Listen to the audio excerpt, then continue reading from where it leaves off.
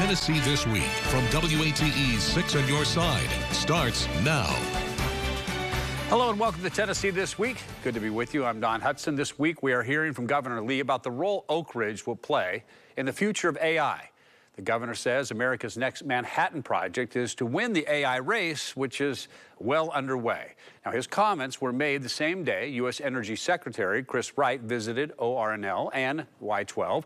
When we spoke with him on Thursday, Governor Lee adding that AI requires a tremendous amount of power. However, he says this is the challenge that TVA and the private sector can help overcome.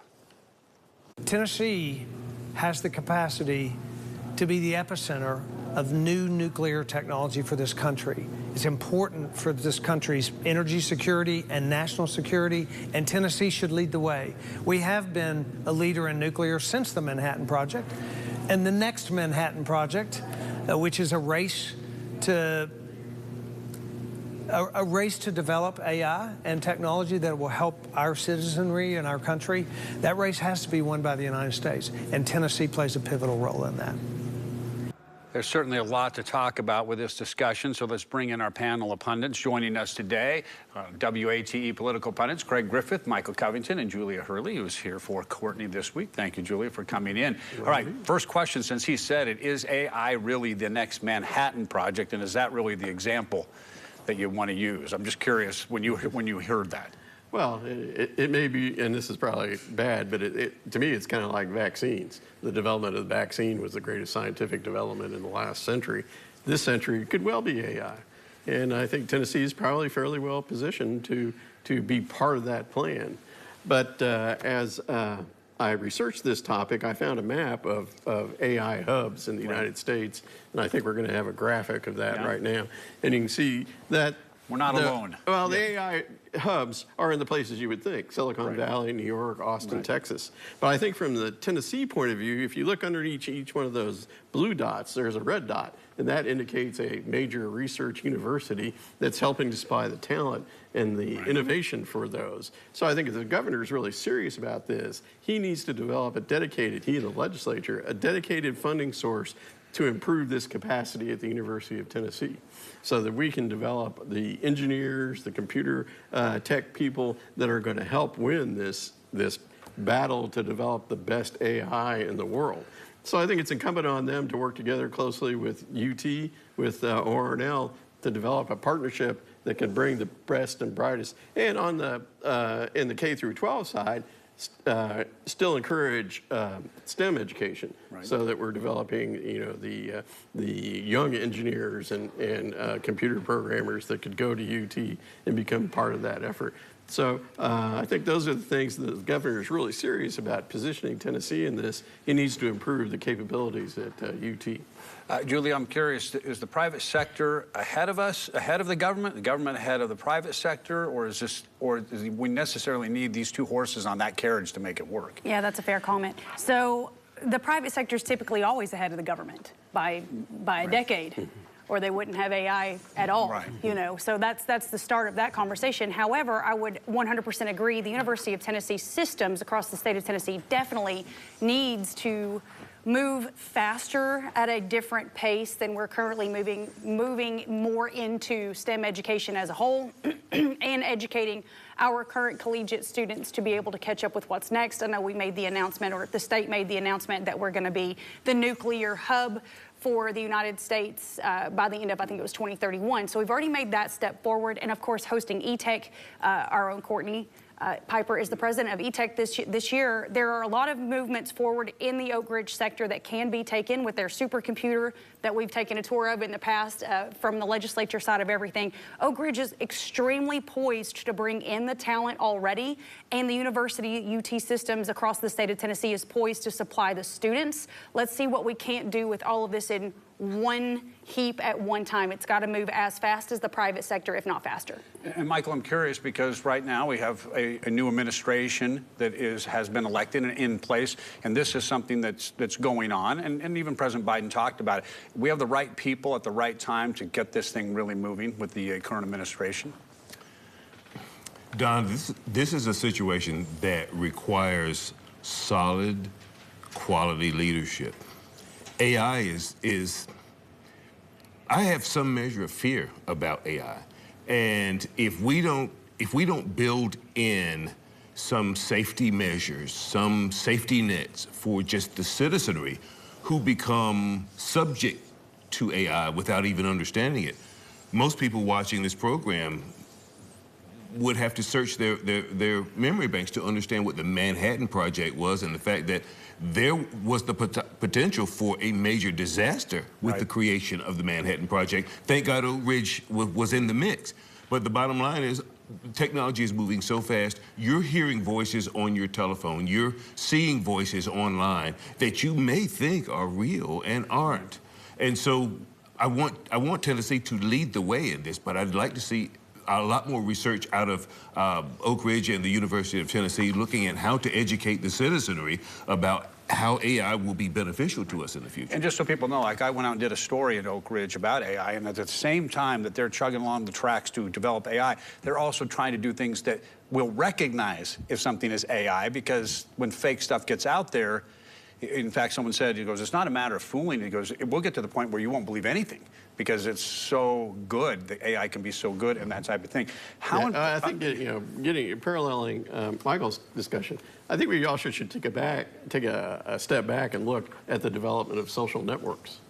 Did we make mistakes when we developed social networks in terms of policy that could encourage it, but also in terms of protecting citizens' privacy while on these various social platforms. I mean, Mark Zuckerberg got to be a billionaire by taking your personal private information, packaging it, and selling it to people that were going to advertise on his network. So I think we need to step back and to address Michael's concern about, what do we, AI seems to be great, but, in the end, is it going to wind up being like these social media platforms that 10 years down the road, we're going to say, oops, I wish we'd done some more research on how it should have been developed. Right, because you talk about privacy and our information. At the same time, there's the mental health issue, especially with younger kids who get hooked into social media.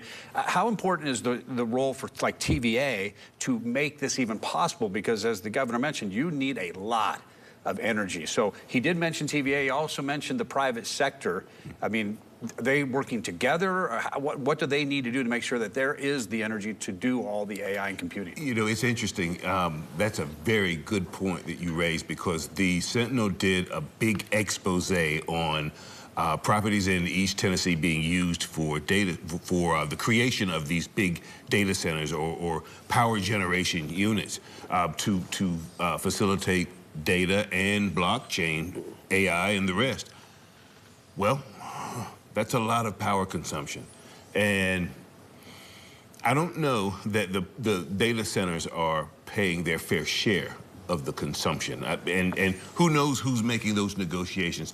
I'm just not certain of who it is that's negotiating on my part as a citizen for my power cost in relation to the cost being used by these big data centers. And what I find interesting is we've done these stories too. It's the same time we need UT and we need the tech. We have to have that to do this. And then over here you have all these schools that have also been pushing, we need to have kids learning trade in school, because that's the other side of the jobs that aren't getting filled. The people that can work on your car, especially with all the computers, the people who can build houses and build businesses, because every time we turn around, we need a new one. Well, I think Governor Lee has been very outspoken on that. He is wanting to develop the trades in Tennessee, and a lot of his educational efforts have been towards making sure that you have a diploma of some sort or a certificate that'll qualify you as a plumber or a carpenter and things like this. But you can't only do one side. Right. You have to do both sides. Right. You have to develop those trades. But then you have to develop the scientific capacity and the STEM capacity to develop the issues that we're going to address in the future. So it has to be both in conjunction, not in individual silos. As far as the race goes, as we continue with this subject, are we ahead of other countries? Are we behind other countries? Is China ahead of us? Where do you think we are positioned right now? I think the last tour that I took of Oak Ridge, again, referencing the supercomputer capability, everyone can take that tour if you apply for it. By the way, I've seen it. It's huge. It's a whole building. Yeah, it's a whole building. Yeah. So the speech that they give you as you're going through that tour is at any given moment within a millisecond, it's either us or China. It's us or China. It's us or China. And it's within the blink of an eye.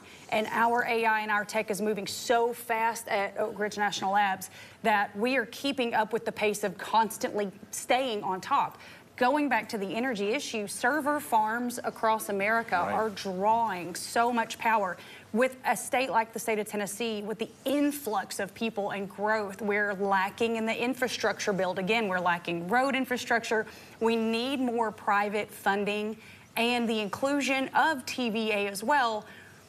But as we have seen in previous shows that we've spoken with, some legislators have also commented, TVA also needs to be under a little more of a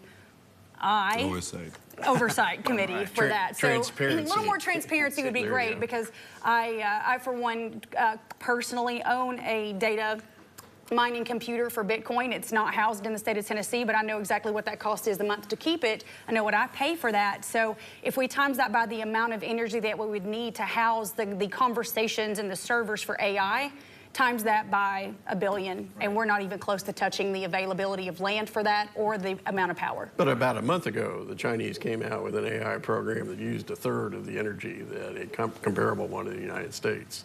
So the question is, are we going down this set road, anticipating this demand, building small modular reactors to address it, when, oops, at the end of the road, maybe we didn't need as much power as we thought we would. Which I guess, you know, if you're in second, but you can learn from it and then jump ahead. We've seen Samsung and Apple do that for 15 years, haven't we, with the two phones? If they want to impress me, find a way to use AI to lower our utility bill. Yeah, as they need more energy at the same time. Yeah, this is kind of I think this thing is going right. I believe you'll be paying for that. Chasing our tail. Chasing our tail a little bit. All right, still to come, we're going to be talking about a couple different issues. We'll get into it when we get back. Stay with us. Welcome back. As I said, we kind of left it vague what we were going to talk about because we're still deciding. Things are moving really fast during commercial breaks. And anyway, I'll bring back our political pundits. It's exciting to be here. Exactly. The excitement. If you could probably feel it right through the television screen. Let's talk a little about housing, especially since we have Julia here. There's supposed to be, I want to say, about a 10%. The estimate is that house prices kind of did this, and now we're going to go back up, which is, as interest rates are still up there too. Is that going to actually be the case where you have these high interest rates and the housing sales are going to increase? Looking like it, my friend. So the Knoxville market has never been fully protected from what we would say the 08 crash. We did come out of it a little easier than a lot of spaces because of our government spending capability and our rainy day fund savings, and the fact that we don't have an income tax, we don't have a hall income tax, et cetera, et cetera, et cetera. So as we continue to grow as one of the most viable places and opportunities for large-scale companies to bring places. We are, again, UT Systems, referencing everything they've done with workforce development. We're in a space where we still have less housing. What we're seeing in the report that we were sent yesterday is that we're no longer the most affordable area in the country. We're not even the top 10 anymore. And our housing prices are slated to go up another 10 to 11%, while our median raise or income growth in the Knoxville MSA is actually at -11 to keep pace with that. So we're going to see an increase in needs for more affordable rentals. We still need more affordable housing. And what we're seeing is that the word affordable now is a family of four needs to basically net or gross around $105,000 a year to afford our median price, which is over $360,000 today. Which is big. We do stories and we'll say, oh, we'll go out with some group and say, oh, they just built 25 missing middle or affordable houses. Oh, they're planning here for 100. And it doesn't seem like it's making a dent, like we can't keep up, because that's 100 new is not keeping up with the thousands that are needed. Well, you can't overnight make up for the deficit that you experienced over the last 2 decades. So, and we were talking earlier in the program, we're earlier off camera about what are some of the factors that contribute to the lack of housing that's been developed. And, one of the main drivers is zoning requirements. You have to build a certain size house on a certain size lot, with all these certain amenities, and those hinder the development of affordable housing for people. Now, most people in our viewing audience will probably, they'll turn around and look at us and say, you can't drive down a street in Knoxville and Knox County without there being 200 apartments being built here, 500 there. How can there possibly be, a shortage? It's because we're making up. We're trying to get the backlog finished to where, you know, there is enough apartments for people to rent at a reasonable rate, and that should take some of the pressure off of the single-family homes. So we'll have to see. Not everybody wants to live in an apartment. Right. So we'll have to see how that does. It is not the solution for everything. Right. But you mentioned, and we were talking about this before, there are places like Knox County, Knoxville, that are really going out of their way to try to tweak some of these laws so that things can be built. But there are other places in East Tennessee that are saying, no, we're not going to do that.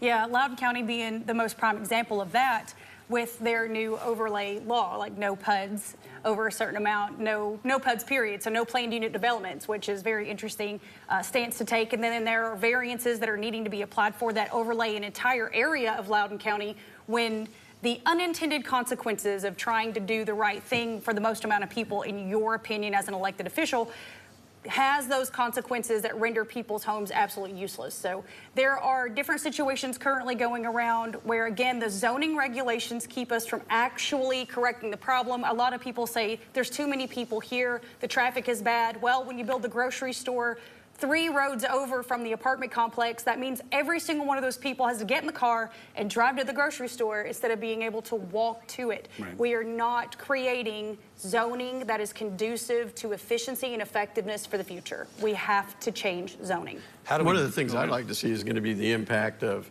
well, the county has now adopted a plan where they can assess taxes against a unit to pay, a subdivision to pay for roads and things like that, and pay for infrastructure. And I'm going to see how that, I like to see how that's going to work in the future. We used to call it impact fees, you know, back in the day, how, you know, if a subdivision was built, what's going to be the impact of it on schools, on roads and things like that. And now the county is actually has a framework to do that. Very loose framework, I might add, but we'll have to see how that, does it work? Does it generate enough money to address the infrastructure issues? And how does it impact the price of those houses? Right. Well, all of a sudden the cost of housing go up because of these impact fees. So I think it's a step forward. I'd like to see how that works over the course of the next few years. And one example, I just want to give people an example, like Parkside Drive, where the Walmart is. They built 200 units right across the street from the Sonova and from the Walmart. They had to put in a light because when they did the impact study, they're saying we can't just, these people aren't going to be able to get in and get out of there. And so now there's another light. When you turn off of level and you got a light at the hospital, then you got a light, and then you got another light, all within like a block and a half. But that's what they're talking about. There's always, there's always an impact when you try to do this. Michael, what do we have to do to change things? Like Anderson County, we just did a story on this. They met, they talked about, hey, how are we going to plan for our future? And one of the things that came from that was walkable type situations where people can get to their doctor and get to their grocery store from where they live. Well, first and foremost, I think we're trying to keep pace with the number of people that need residences. And I don't think you can really do that. I think you can only have the number of residences that you have residences for. We're trying to build at a rapid pace enough houses or enough housing for everyone that is here. And my concern or fear is economies rise and economies dip or slump. When they do, oftentimes some of these developments just don't make it. They're leveraged in such a way that they just don't sustain themselves through even the slightest hiccup. And if it's a major one, which can happen over a 6-month window of time, a lot of bad things happen with these non-permanent housing. Non-permanent housing, apartment housing is non-permanent housing. When the economy dips, when the jobs get a little shaky, those units become empty. And all of a sudden, they weren't built particularly well to start with, so now you've got units that are sitting for a period of time. I just think we're building too fast. I think that we need to slow the pace of our growth and make sure that our growth is commensurate with the economy that we're facing. Right. Meanwhile, the people who want something want more built so that they, don't have to fight. When you go through those recessions, those hiccups and those things like that, supposedly that reduces the cost. Right. Reduces the rents, reduces the cost of a single family. You Well, don't want to experience if the quality were there. Yeah. The build quality needs to match what the build price is today, and I don't think we're going to see that happen in the next 5 years. Okay, we're going to move on and take a break. Still to come in Tennessee this week, a change in Tennessee law could pave a way for liquor sales at at the multi-use stadium in Knoxville. We'll talk about that when we're back in 90 seconds. Back to Tennessee this week. A new bill, which was passed by the Tennessee Senate this week, would allow Knoxville's new multi-use stadium to apply for a liquor license if it passes into law. Right now, in order to apply for a liquor by the drink license for a stadium, there is a county population requirement of 500,000 people. Well, the latest census data shows that Knox County has plenty of people. We have more than 500,000 people, but the wording of the current law requires the numbers to be based on an old census, 1990. This new bill, however, reduces the required number to 350,000. It also changes the wording, which is probably a pretty good idea, to base the population on current numbers. In this case, the latest census, was 2020. So let's bring our panel of pundits. First off, before we go forward with this, let's go backwards. Why would they not have a law that changed, like I said, the census every 10 years or something, that we're still looking at 1990 to do things? If you go back into history, these laws were passed for a specific reason, so that one city or one county in Tennessee could benefit from it, not for the entire state. Right. So, but how many counties?